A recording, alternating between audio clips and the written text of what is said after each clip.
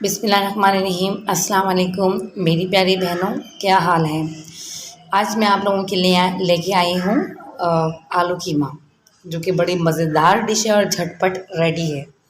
हमारी हर डिश बहुत आसानी से रेडी हो जाती है, अब तक आप लोग देख चुके होंगे। इंशाल्लाह आगे भी आप लोगों को ऐसे ही रेसिपियाँ झटपट तैयार मिलेंगी। हमेशा की तरह मैंने नीचे इंग्रेडिएंट्स लिख दिए हैं। जैसे यहाँ पे 2 अनियन लिखी थी, 2 टमाटोस हैं, और मसालों के भी हम अपने हिसाब से लिख देते हैं जितना हम डालते हैं।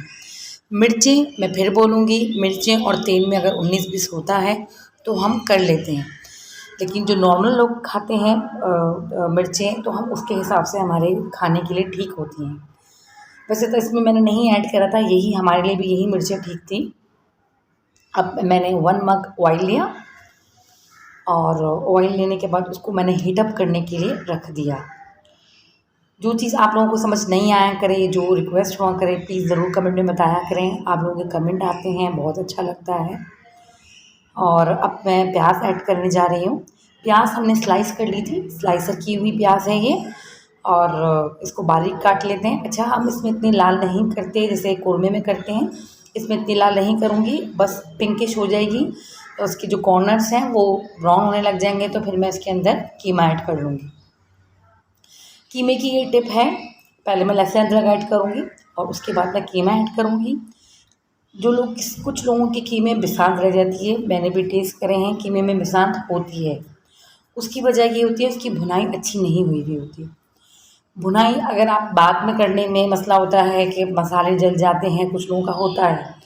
तो जब आप लहसुन अदरक डालें, उसके बाद जब आप कीमा ऐड करें, तो उस दौरान जो आपकी भुनाई है वो बहुत अच्छी होनी चाहिए। आगे आप देखिए, मैं अभी इसके अंदर कीमा ऐड करूँगी और मैं इतनी अच्छी भुनाई करूँगी कि कीमे का कलर जो है वो ब्राउन हो जाएगा, मतलब चेंज हो जाएगा कलर। आप भुनाई देखिएगा कीमे की। अभी मैं कुछ वीडियो में हमें कुछ क्लिप्स काटने होते हैं, क्योंकि हम पूरी वीडियो नहीं देते।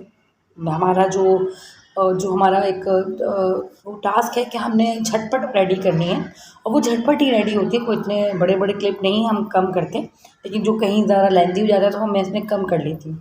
जबकि मैंने और 5-10 मिनट और 5 मिनट और मैंने बुनाई करी थी, उसके बाद ये कलर आया था जी।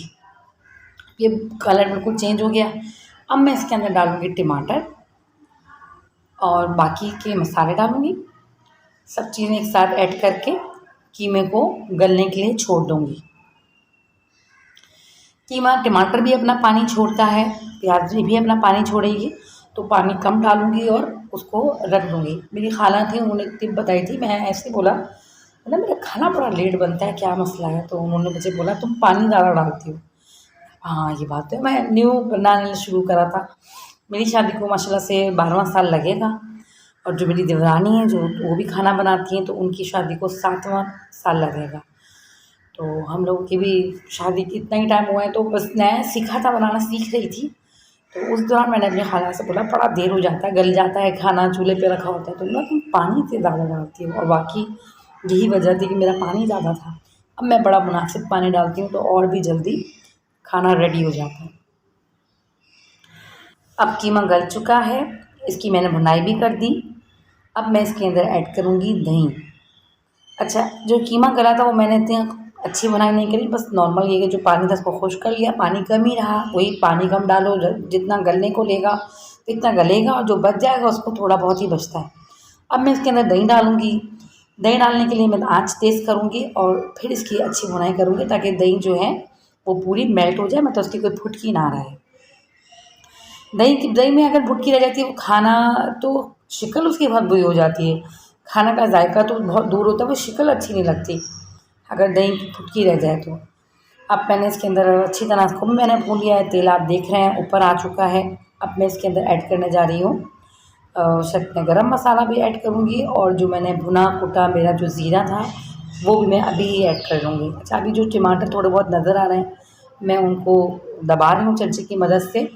उसके बाद मैं अपने मसालों के एडिशन कर दूँगी, जो मैंने बता चुकी हूँ, भुना कुटा ज़ीरा और गरम मसाला। इन दोनों को ऐड करके मैं 1 चमचा और चलाऊँगी, अच्छी तरह उसको और भूनूँगी, और फिर मैं अपने आलू ऐड कर दूँगी। आलू ऐड करने के बाद मैं इसको भूनूंगी आलू को, ताकि जो भी आलू भी जो जैसे भी हो उसका अपना ये बिसान जो है वो भी मर जाए। अच्छी तरह उसको भूनने के बाद मैं इसके अंदर पानी ऐड करूँगी।